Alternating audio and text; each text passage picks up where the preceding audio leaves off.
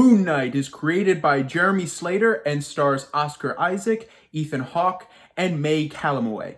Stephen Grant discovers he's been granted the powers of an Egyptian moon god, but he soon finds that these newfound powers can be both a blessing and a curse to his troubled life. The MCU has this fantastic reputation of taking already existing characters that don't have a lot of street cred to their name and making them household icons. They did that with Iron Man when they first started. They did that with Guardians of the Galaxy when that came out in 2014. And it looked like they were going to be doing that with Moon Knight, a character that, like most of you, I had no clue, and for the longest time, like most people, I thought he was just white Marvel Batman, but it turns out there's a lot more to his story. And like the other Marvel characters, like Iron Man, like the Guardians of the Galaxy, it looked like they were going to do the same thing with Moon Knight and turn him into a household icon. And in my opinion, they might have done that. Moon Knight is freaking awesome. Alright, so let's just get the best part about this series out of the way. The acting, starting with Oscar Isaac. Oscar Isaac, in my opinion, might just be the best actor in the entire MCU's history. The way that he has to play multiple different characters with multiple different histories, sometimes in the same episode, and convey those different characters convincingly is incredible. The amount of emotion that he has to draw on for many of these scenes must have been exhausting. And the way that he sometimes shifts characters in the same shot is very akin to James McAvoy's performance in the Unbreakable trilogy. This is definitely one of Isaac's best performances, and quite possibly the best performance ever seen in the MCU. And not to be outdone is Ethan Hawke as Arthur Harrow, the season's main villain. He is honestly so creepy in this role. Just how calm and collected he is in all of his scenes, and the welcoming nature of his voice.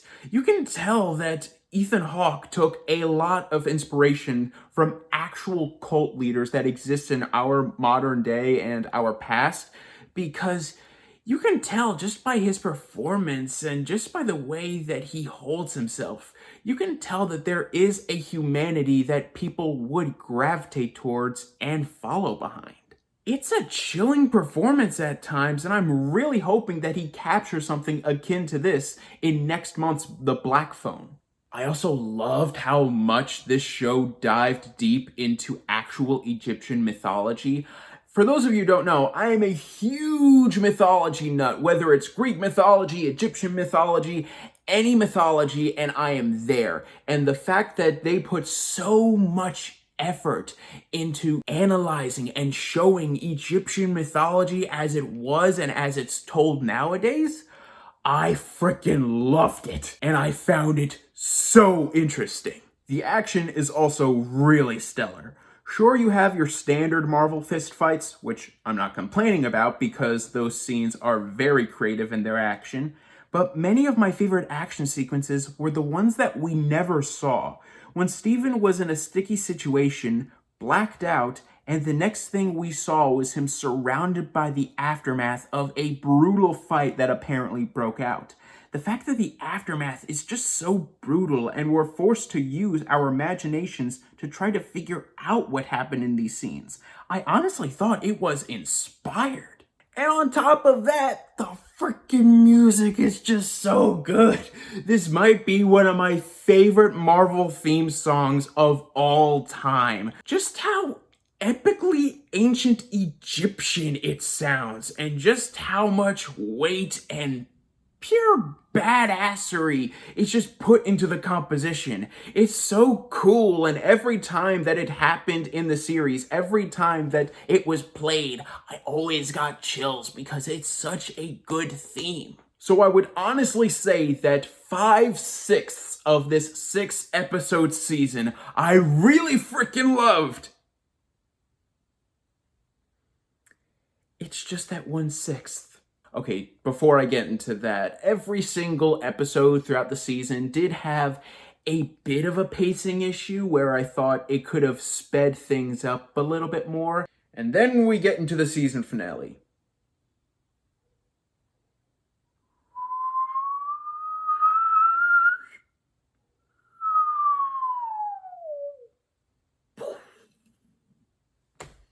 It's not that the season finale was awful, it just fell into familiar territory.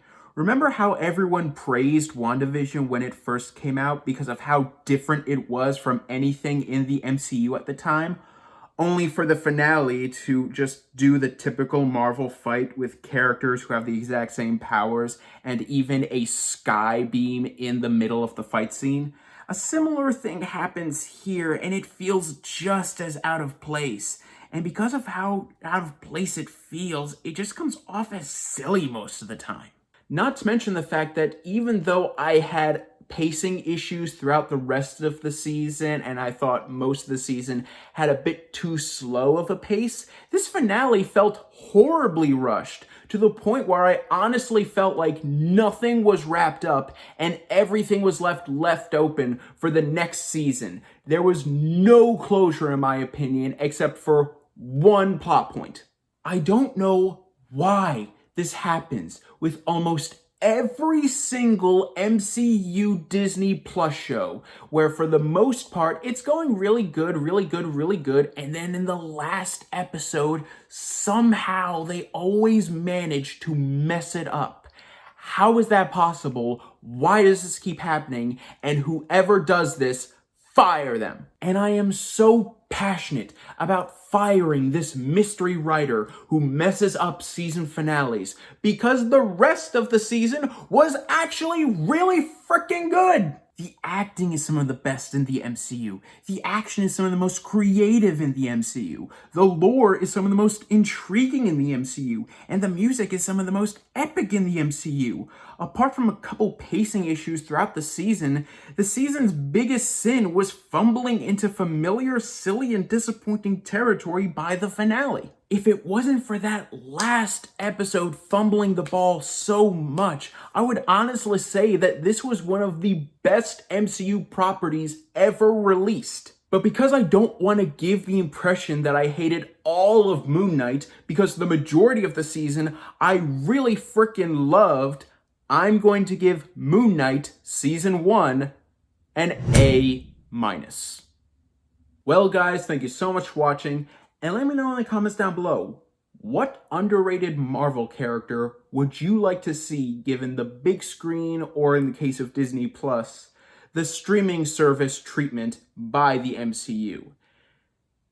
In my opinion, even though Agents of S.H.I.E.L.D. is MCU canon, except for Kevin Feige, if you ever ask him, I'm sorry, where's my Ghost Rider movie? He is one of the most awesome characters this universe has. Where's my MCU Ghost Rider movie? Where's my MCU Ghost Rider series? Give me Ghost Rider. As a matter of fact, give me Ghost Rider with Nicolas Cage. I need that revival. Thank you guys so much for watching. You guys are the best. And don't forget to click subscribe and click the bell icon down below to stay up to date on all things movie, all things TV, all things nerd.